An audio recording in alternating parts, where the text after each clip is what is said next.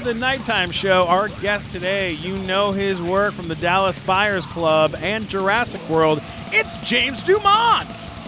What's up? What up? Oh, yeah.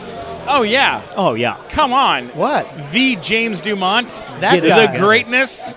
One of my favorite guys. The most unrecognizable working person you know. Dude, you work all the time. Hey, how are you? See you constantly. Good to see you. Everybody's here. It's We're like popping right here in off. the person. You work more than 99% of the people I know. There's Wow. very few people I know that work as much as you. Like, we talk about you around you. the house. Like, Wow. You're truly the a working actor. Like, you're the epitome of I it. had to Yeah. buy. I had to buy 2 new iPhones because I couldn't scroll down Wow. the IMDb log. Wow. I had to yeah, put it back that's to no back. joke. I mean, Look, when James Brown died, I was like, you know what? I'd love the moniker of the hardest working man in show business. Hell I'd love yeah. to take that over. He did it. Yeah. But I'd like to think I could take it Well, over. You really don't stop. Let's just right. just a couple names. Jurassic World, Yeah, I've heard of it. SWAT, Dallas Buyers Club, Yeah. Speed, Yeah. Stranger Things. Stranger Things. I mean, are you Season 2, Electric Dude, Boogaloo. Are you kidding me? It doesn't. I mean, the list goes on and on and Right, on, and we right, could right. talk about it for hours. But We could. Let's start with There's this. only so much time. James, Yeah. where are you from? Where did you grow up? Born in Chicago. We were talking about that. What? That's where Glazer's from. Exactly. I'm a North Side Chicago guy. Hey, North where you big Shade. yeah? We gotta forget about it. We're going over there. So, what are your thoughts on new Chicago Bears coach? Yeah, I'm gonna pass on that one. one, Yeah, because look, I grew up with the Big Bears. But see, as a Raider fan, I'm excited about talking I about grew new up with coaches. Ditka. You Right. can't. The Dick is God. Yeah. You know? Yeah. And before him, you got George Hallis. God rest his soul. Yeah. He still got his initials on every goddamn uniform. God. Every GD uniform, we used to say. Bears still in a 40-year So search the for Bears. another good I love quarterback. the Bears, but I'm really a Cubs fan. Like I was Yeah. born and raised Cubs, and then we're talking about the Blackhawks. My grandmother was the accountant for Arthur Wirtz, Oh, my who God. owned the What? Blackhawks. So I would go to Blackhawk games. I mean, but my dad was a big baseball nut, so I How popular was hockey back then? pretty popular, but not like it is now. I mean, Right. Chicago, it's fanatic crazy because it's like the Blackhawks has been a kind of institution like they're in the whole kind of like Midwest. You know, it's like Yeah. even Okay. It's a 'Cause wonderful Minnesota's got sports their city. thing, but Because like, I grew up in LA, Yeah. so to me, hockey, I'm like, The Kings, nobody whatever. cares Right, about hockey. right. Like, Yeah. I think it's because we don't yeah, but if play you go to a hockey Kings here. game, you'll see how been different there, it is. yeah. But then everybody's coming up from Orange County. Here's the thing. Yeah, I mean, because like That's so when I went to true. high school, there was like one Or Kings Pasadena. fan at my high school. Yeah, And out of right. 3,000 students, there was one Kings fan. That was it. And then I became an Edmonton Oilers fan just because they beat the Kings all the time, just so I could make fun of them. Wow. That's Wow, look at you. You were asking for like an ass whooping there. You were asking to be like swirly in the toilet, Put him in the toilet. push him in the closet, push him in the locker. Yeah. So I would just come in and I'd be like, "Oh, well, how'd you like Esa Tikkanen last night? Huh? How'd you like that?" Yeah. And it was just, you know, 1990. I was like, Such I a love random hockey, but we reference, should too. probably talk about. Yeah. Like, We can talk hockey all Well, day. how do you go? Like, how do you get into the business? How did you get into the business? Here's the fun part. I'm old. And so how old am I? I got my SAG card in the movie The Blues Brothers. What? Yeah, we saw that on your Outta TV, yeah. I was one of the What? kids dancing in the street. My uncle worked for the CTA. Okay. So my first scene in Blues Brothers was the train that used to go by Elwood and Jake's house. Right. And then I was like, this is not enough. And I went to Performing Arts and High he School. played the train, everyone. Exactly. You played It's my the God. L. We call it the L in Chicago. Wow. No, so then the deal is that I was part of Performing Arts High School, and they had an open dance call, and there was the dancing, twist it, shake, Yeah. shake, shake, Yeah, shake. yeah, yeah. So I did it, and I started on the train platform, but I was so good. That one kid got tired, and so they kicked him out, and they moved me in the front. So in the beginning of it, I'm up on the train platform, but then towards the end, when the close-ups came in, I'm like You're right right there, there. and I could tell you where I'm at. It's like in the bottom right corner. I had like long hair. So yeah, Isn't that so I started on the crazy? train platform because my uncle worked for the CTA. Yeah. And then I was like, well, they wanted somebody to replace this You kid. danced so your way into a I SAG danced card. my way into there. And Now, then from that amazing. point, did you stay in SAG well, after that, or how yeah, did you because do the it? deal is I went to high school with Cusack and Piven, and Oh my God. John started to hit.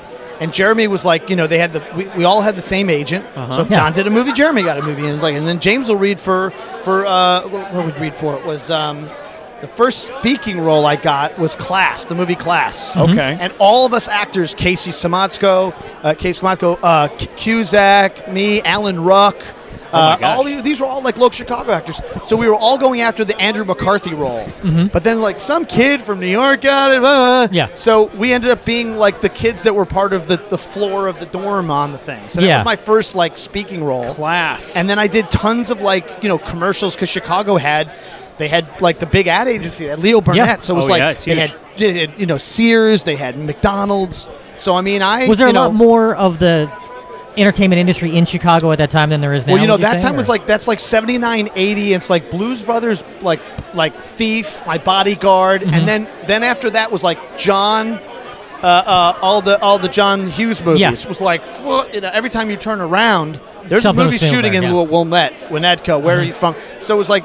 But Blues Brothers was the one that kind of like everybody's like, oh man, Chicago's a great city to shoot in. Yeah. So Yeah. I mean, and then all those guys from my guys, Cusack and Piven and DVD Vincentis and Steve Pink, all those guys end up coming. They created a theater company called New Crime, and then they went to L.A. And I was the lone schmuck that I went to school in Boston for a couple of years, and then I was like, then I got went to New York. So everybody kind of went L.A. and I went to New York and became a theater actor. Hey, I know we got a lot of artists and a lot of musicians that listen to the Nighttime Show and have been on the Nighttime Show, but I'll tell you what a lot of them are missing. They're missing merch, okay? And it is very easy to have an amazing merch store with Artist Shops by Threadless. Just add your art to hundreds of clothing, accessories, and home decor items in just minutes. Plus, it's fully customizable so you can make your shop totally unique to your style. But the best part is, here's the best part, it's 100% free to sign up. 0 minimums, 0 monthly fees. You even set your own prices so you can control how much money goes into your pocket. And with millions of dollars paid to artists to date, there is a lot of moolah to be made, okay? Artists, designers, podcasters, free up all the time that you'd be spending at the post office, shipping, dealing with customer service, and put it towards what you love, being creative, okay? Threadless takes care of the rest of it. And with 100,000 shop owners and 4 million users, just join the party. Head to artistshops.com/SKG to sign up right now. That's artistshops.com/SKG to sign up right now. Also, the Nighttime Show partnered with Threadless, so we have something amazing. You need to go check it out. We got mugs, shower curtains, T-shirts, sweaters, anything you can imagine. We have it for sale, Nighttime Show style. Go check it out. It's thenighttimeshow.threadless.com. That's thenighttimeshow.threadless.com, and check out our store with all of our cool stuff. It's so awesome. Let's get back to the show. So you did a lot. Did you do Broadway and off-Broadway? Off-Broadway shows? Dude, I want to talk about work. I did Please. 200 plays in New York. Get out of here. In the 7 years I lived in New York, I did over. Now, mind you, 200 plays? one-act plays, readings. I was on Broadway before I left. I did 6 Degrees of Separation on Broadway. So I came in there with $200. And just being an intern at Steppenwolf. Yeah. And when I left, I had I did like 200 plays between. But it wasn't uncommon then that you would do you do 2 readings a night because one acts my theater company was big on one acts. Right, sure. And so it was like you do a one act over Playwrights Horizon, you do the double image. So I mean, we would. And when you're getting that kind of exercise and you're constantly, and then you go, and there's tons of agents there. Agents are coming to see their clients and stuff. So I picked up an agent pretty quickly because I kept seeing this one agent, Monty Silver, was like, all his clients were like theater actors. And so I was like, that was my deal. I mean, but I literally did not stop. I said yes to every reading. And then that led to my friend David Eigenberg, who was on Sex and the City, and now he's in Chicago Fire. He was in 6 Degrees of Separation, and he got a gig that was going to leave. And he said, "Look, dude, I need an understudy for a couple weeks off Broadway. I know you're DJing. I was DJing in New York at the time, and I was catering, and I was, because I knew all the caterers because I DJ'd. So I was I was like, yeah, man, yeah. So I auditioned, and it was all nude. So I was like full frontal. 8 shows. I didn't know. He didn't tell me. He was like, oh, it's by the way, you just wear socks. 8 shows a week. Holy and then shit. I did it off Broadway. Then they wanted me to go back upstairs. I understudied everybody, and it was like I haven't studied Evan Handler, Paul McCrane, Robbie Duncan McNeil, who's a dear friend of mine. Oh my God! From Star Trek. Yeah, so sure. So we I ended up getting in on Broadway. So by the time I left New York, Wow. I was making a lot of money. Wow, A that's lot more than amazing. the 200 I came to New York with. Yeah, right? And then the tour took me to L.A. It was a national tour, and that's what got me to L.A. I kept coming a couple times. I tested for a couple pilots. It was always a joke. It never really kind of worked out. I did Tony and Tina's wedding in New York. Yeah, So it was like I was saw kind of that. a New I York. saw I was that a in New New York York. guy. It was Yeah. Johnny. It was Tony's brother. Yeah. And I saw they that. never in kind of New got York me out in, here like, in L.A. Yeah. You know, like What year was it when you finally got out here? 92 came out in 92. Yeah, and I mean, like, if you look at like credit-wise, 92 is when you did Law and Order. Yeah, so that was my. Um, I left Law, and that was the second season of Law and Order, I think, or Sure, the first, one sure. of the two. But Yeah. it was like Paul Sorvino was on it that Yeah. year.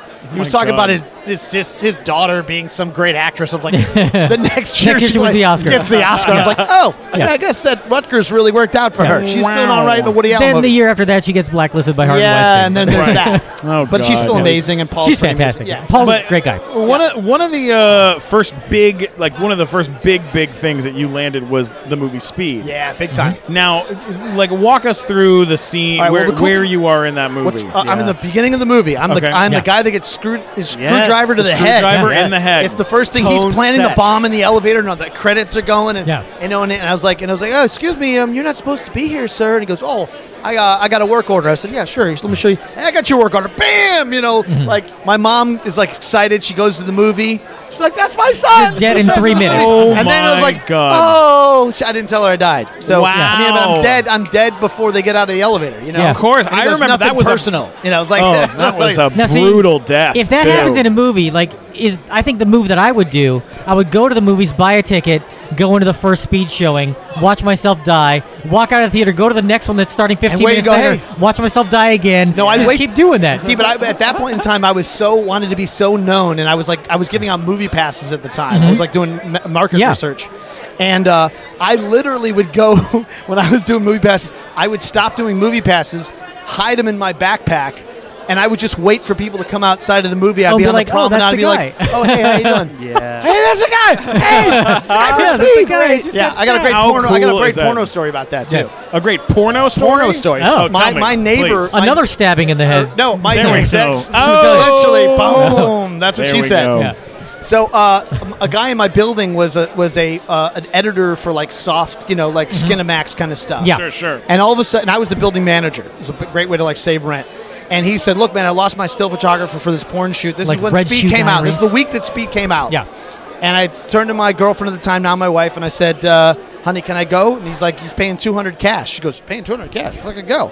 So I go out to the valley, and it's this, it's this guy's house, and it's Tom Byron's house. And I don't know if you know Tom Byron.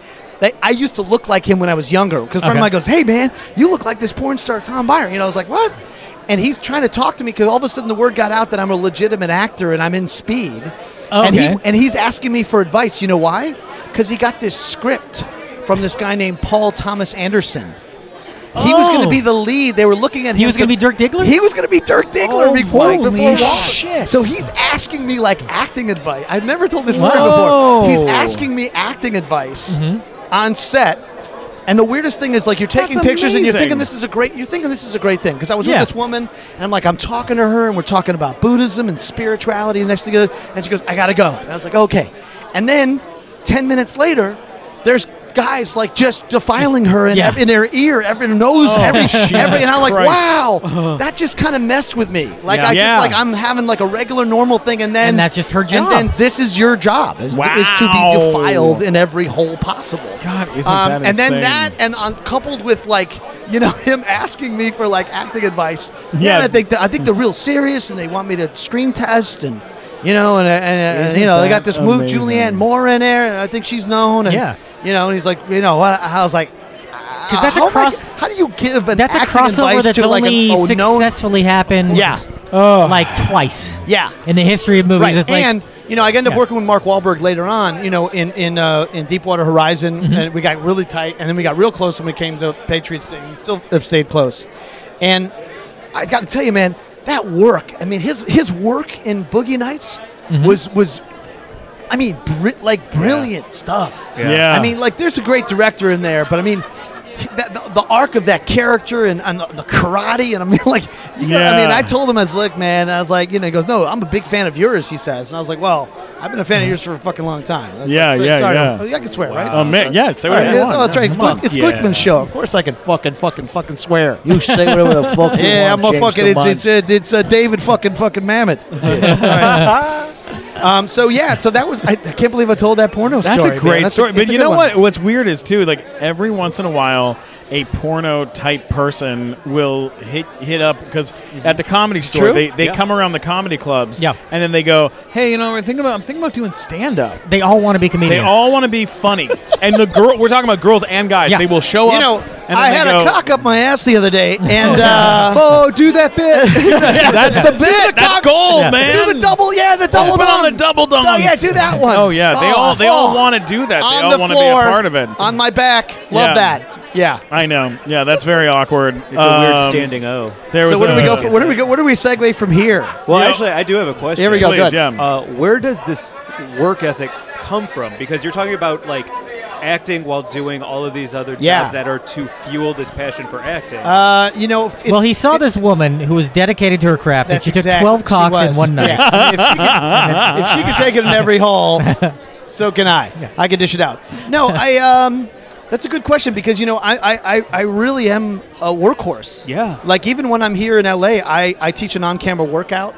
Even when I was doing Menendez Brothers, the days that I had whole days that I had to be here, I teach an on-camera workout for students. I mean, I ask them for money because of my time and my experience, sure, and I've taped hundreds of on-camera auditions, and so I just kind of give back, and so I don't kind of and also I think there's a fear of death thing for me. My wife says, it's like if you died tomorrow, you'd be really pissed off, and I'd be like, why do you say that? She's like, well, because there's so many things you want to do. Yeah. And you'd be really pissed that you didn't get to do those kind of things. So that kind of fires me up a little bit. Yeah. Like I kind of go like, and I have kids and it's like, and so, hopefully they'll be really amazing children and you've met them. They're pretty they're great kids. Exceptional, Yeah. And I feel like, I just want to kind of leave a legacy thing. And so like, I say to the kids, they give me shit every once in a while. And I just kind of go, you know what? When I die and you're going to go to my memorial, you're going to hear some really great stuff because I did a lot of amazing things for people. Mm-hmm. And I don't keep track. And I'm a karma guy. In fact, ironically, today is my 30th year that I've been chanting. I've been a Buddhist for 30 years. Whoa! And it's all about causes. It's all about thoughts, words, and actions, and making positive causes. I don't really live in fear a lot. I don't. I basically try to make as many causes as I possibly can through thoughts, words, and actions, and I make a lot of fucking mistakes, and I make some really stupid ones. But it's cause and effect. So eventually, I end up taking I'm waiting for the effect part of Trump. I'm just waiting for like colon cancer with but he gets colon cancer, but it's like. But it's toxic, or it's it has a face. It has a face, or it's nuclear. It just kind of fucking just like from his ass. It just kind of just bubbles and out of his eyes and shit. I'm just waiting for the karmic. I'm pretty payback, sure that's Steve Bannon. That is Steve Bannon. They used to say some people's punishment is their life, and I think that's Steve Bannon.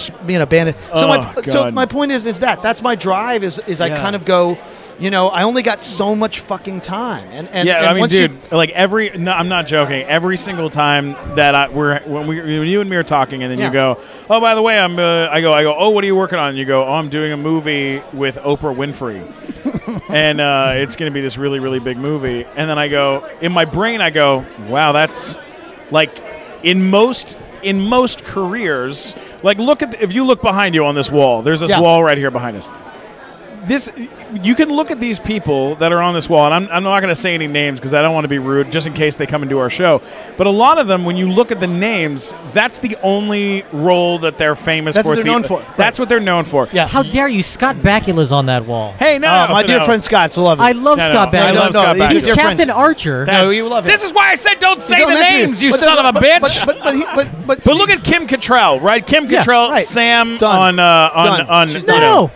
But she was in that's it. big That's trouble the- in Little China, people. That's the role. That's what people. What I'm saying is that if you look through every single year, you're Yeah. doing another, not like another bullshit movie. You're Right. doing Yeah, you're like another real thing. the Oscar movie of the year, Yeah, like right. again and Right. again and again. So my question to you is: Does it feel like at some point you've come over a crest where when you go in, people are like, we trust you, we know that you're going to do great work, we know you've done great work in the past, and there's a belief in who you are as a person and what you're going to do with it? Or do you feel like that, or do you feel like every time you go in, you're like, every time you get a job, you're like, oh my God, I got another job? Like, does it feel like that? Like, what does it feel like? I think the thing. It's a really good question, by the way, because it brings up a lot of things that are extremely interesting and profound to me. Sure. Which is, I'm that guy.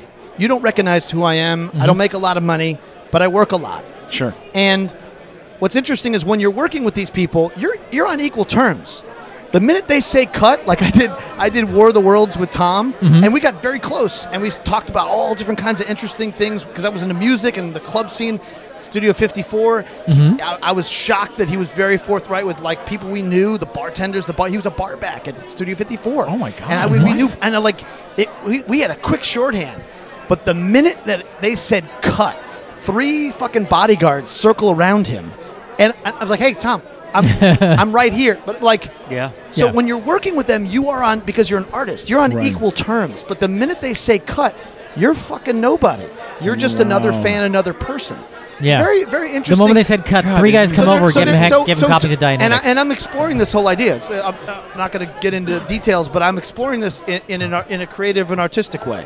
Is the idea of being in fame purgatory and being known and unknown all at the same time. Because I think there's something there. We're in a fame as a culture. Like I get bumped on the carpet by fucking Eric Estrada. I get bumped on the carpet by the skanks of Orange County. Right, okay? yeah. Who have Yeah. done nothing. Nothing. Right, Who have not worked in any artistic capacity with some of the best directors in film history. They slept with some of the best directors. But I will get pushed off the carpet Yeah. at a premiere of a movie that I'm in for shit like that. Wow, That's crazy.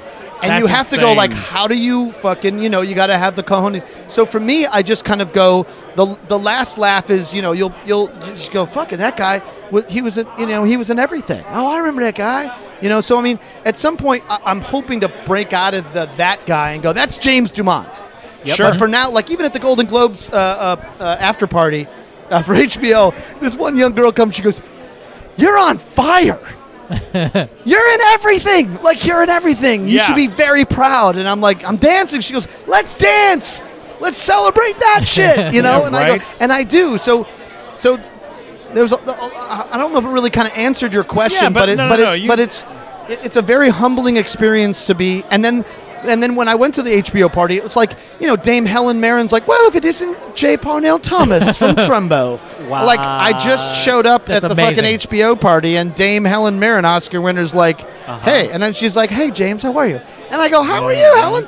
And then it's Jill Soloway, who I went to grammar school with, who created Transparent. Sure. Chicago's And then I'm own. seeing Jean-Marc Vallée from Dallas Buyers Club, and it's like, then and then all of a sudden, Jill turns to me and she goes, "Oh, I'd like you to meet my plus one, Jane Campion, Oscar-winning director from The Piano." God. So my point is, Yeah.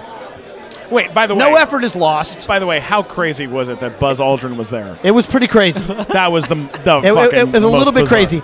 It was because it was twofold. Yeah. It was crazy because Tanya Harding was there and Buzz Oh Aldrin my was there. God. I didn't- That's the twofold crazy. The crazy part was they were there as a couple. And then, there we go. exactly. And then the real fat guy that's in the movie. Yeah. The real guy was at the HBO party. Oh my God. So you got, it was a hodgepodge of folks. But Yeah. my point is that I feel like, and you saw it in my Facebook post. Yeah. No effort is wasted. I feel Yeah. like, when you don't do things, you don't take action, and you don't really try to go after your dreams and really, really plug away, Yeah. then it's a wasted effort if you don't do it. 100%. If you're going to pick up that, Xbox 360 and not, do a little research on what the next film or projects that's coming to your town, or or do the play, or you know what I mean. Like if you're doing, and it's fine. We all need time in our lives, but for me, once you kind of hit 50, you're just like, wait, I got more summers behind me than ahead of me, so I only got so much time to get this shit done. Yeah, no. So I better just it's 2018 and 10 days in. I mean, I got to get to work, Yeah, and absolutely. lucky for me, in the cumulative effort of the work I've done, I've amassed a really good team of people, and it just seems to get progressively better. And that those team of people know and recognize the work that I did. Like but I still audition. Yeah. And when I get offered things, I'm actually work even harder, because I kind of go, well, I don't know this director.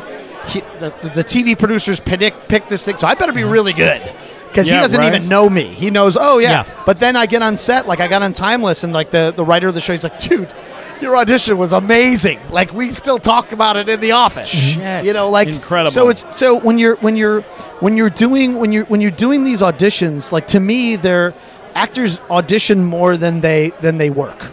And so I take these auditions very, very seriously, because it's my only opportunity to kind of do the best I'm going to do. And I approach them as if I already got the job. And so the way in which I execute it, I don't really change much from the time I audition from the time that I do the job. Sure. I do maybe a little research, a little homework, maybe they don't want you to change, because they're hired you to do that. I showed you what I'm going to do. Yeah. It's not an interview. It's not a test. It's not a maybe, and I'm not going to wing shit. Right. Do you prefer to go in or to go on tape? I tell you, I like to tape. Yeah. I went in today for something big, really big. Oh, my God. Big show that I was a huge fan of, and I got bumped out by somebody's Super Bowl? A name of a person's friend got the role because he's friends with the famous guy, and I was a little pissed. Sure. So this time around, I was like, you know what? So soon, I'm not letting this maybe one go. coming to Keeping Up with the Kardashians, James Dumont. Maybe so. That's right. I watched that. We don't talk about nice. them. Sorry. No, sorry. We watched. You that say happen. Kardashian, I blank out. I know. I go. We I watched, give them no. They got their 15 minutes. I give them nothing. Yeah. We watched that happen on Storks. We had Andy Samberg's best friend's wife was playing the mother, and another friend of theirs was playing the father. And 2 weeks before the posters came out, Jennifer Aniston called in and said that she wanted to play the mom, and that was it. She was just like, I'm the mom now, and they were like, you're the mom now, and then they fired the guy and because he couldn't be it couldn't be him, right? Of course not. You can't have Jennifer Aniston is some schlub. It's got to be so it had guy. to be Ty the Burrell. guy you don't so want to be as Andy Samberg's like, hey man, Oof. See, I had a friend who had the story, So and I won't name the name of the actor, but it was like it was a historical movie. He was a real. He's a soldier. Two tours in Afghanistan. He was an actor, fucking amazing actor, Marlboro man, good looking fucking dude, and he got cast in this movie, but he looks more historically accurate of the main character than this huge fucking movie star. And this movie star took one look at him and was he like, looks too close. Yeah. Wow. Oh yeah. And so let's rehearse this scene. So we rehearsed the scene, and he literally. He bumps into the guy and he knocks him down on his ass to see if he can handle it. Well, he can handle it because he's been through 2 tours of Afghanistan. Of course, yeah. And then all of a sudden the director kind of comes over and says, "Hey man," they go, "You know what? We're just going to rehearse this." But I mean, this actor knocked him on his ass, and then let him sit there, and then. All of a sudden they go, we're not going to rehearse the scene. We're going to get someone else. Go back to your trailer. And then the director goes back to the trailer and says, "Hey man, I'm going to catch you on the next one." And he got fired. Whoa! Ruthless. Isn't that crazy? Yeah, my friend who would have, he's probably, hopefully he's listening. I'll put him on. But we can't say who it is. But the point is that that's, it's the inhumanity. You don't have any sometimes. control. All you can do is your best job. That's all you can do. He didn't do anything wrong. No. He's a good actor. And he served our country. Yeah. 3 times he went 3 tours, man. So it's like, but and it was Paul Rubens. And it was Paul Rubens. Is exacly who it is. How did you know that? Oh my God, Soupy Sales. So funny. It was that Soupy Sales documentary biopic. Who's the guy? Who's the guy? Scott Eastwood yesterday. Yes. You know Scott. Do you know I like Scott Scott. Eastwood? He's in one of my friends' movie Drive or Driven or something like that. Yesterday. I'm not going to say. I won't say any details about this. But yesterday I saw. I watched him walk up to a girl and ask her out on a date. Really? and she Turned him down. She said yes and took his number, but then he walked away and she went, do I go out with him? Like and I was like, yeah, man, you go with Scott Eastwood, yeah, man. If you have a chance to meet Clint Eastwood through whatever it takes, you take that. Yeah. You take it. And but I it met was him. just He's it nice. was so Yeah. neat to see like a guy that's that famous like have to walk up and be like, But that's hey girl, that's beautiful. But but then James love Franco it. does it, but she's 15. Yeah. Oh, Franco. True, inappropriate. Oh, Lord. Oh, I'm sorry, you can't talk. No, fuck you. I'm going to take your movie, and then I'm not going to let you say anything at the Golden Globes. That was not nah, cool. dude. It did not look good. But let me tell you It something. did not look good. I approve of that because I'm sick of this Tommy Wiseau guy and people Why? acting Why? like he's somebody who made something worth watching. People are I've still- seen The Room. Right. It's a pile of garbage, and I Right. want the 2 hours of my life back. Right. Matt Right. Walker. Exactly.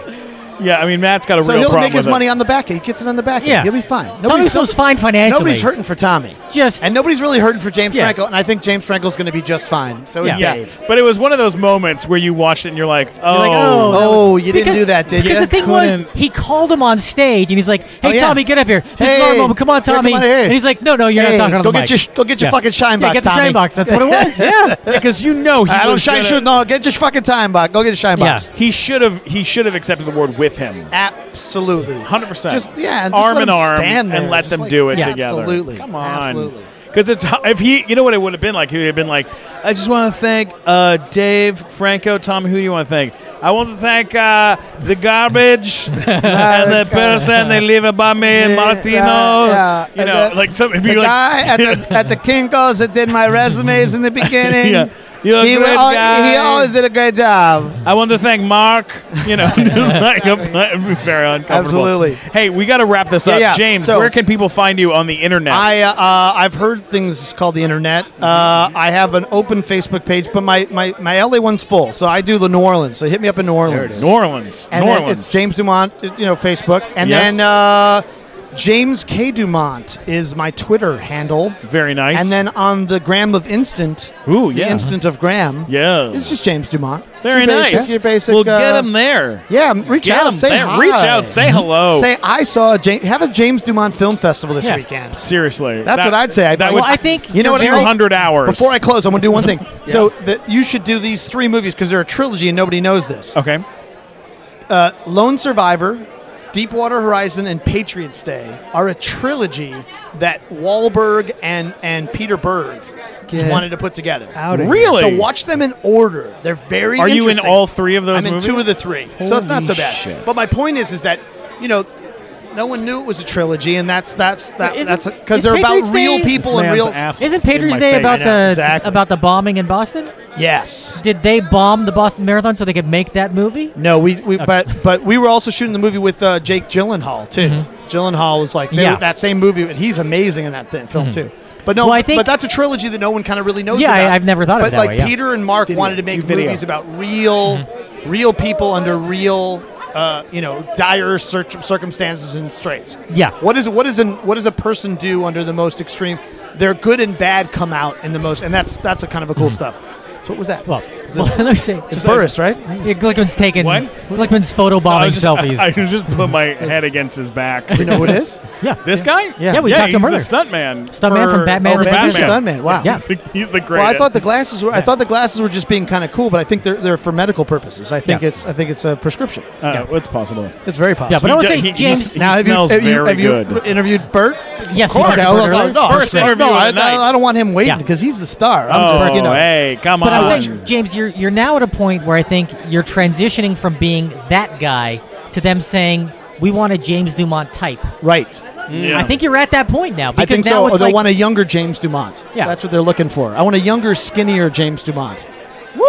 should I shake Well, my then head? I'm out of luck. Yeah, exactly. That's right. You're an Although older, fatter there's James a cool Dumont actor type. named I want Charlie a fatter- Talbert. Says, I want a "Oh man." fat- He's like, there's a James Dumont role. And they wanted a younger James Dumont. He's like, I'm that. They don't know it, but I'm that. Yeah, Charles. Yeah, it's a good one. Yeah. Go screw yourself. No, you son of- Charlie Charles, Talbot. if Do you you're know what Charlie listening- Talbot is? Charles, you listening, you son of a Charlie bitch. Talbot, you're listening. I you love owe you, me buddy. $47. Big guy, they call him Big Guy with a Tie. I'm just kidding. I love Charles. He's a great guy. Do you know who he is? Yeah, he was in. Talbot's like- he's in what's it called? What was that movie? Where the fat kid that everybody loved. Angus Bethune. Oh no, I love him. He's a great guy. Dude, he's Great stand-up comic too. Is he good? Very. I have no nice doubt. fellow. I have no doubt he's good. I was just joking, Gentlemen. This has been so much fun. It has. Great job, and I haven't dude. got a chance. I knew you were doing your show, and I'm just so glad that it Perfect. happened. Yeah. Thank you, Perfect, gentlemen. buddy. Thank you for coming out, James. Pleasure and an So honor. good to meet you. Da-na-na-na-na. Let's go out with James Dumont. There we go. Thank you. That guy.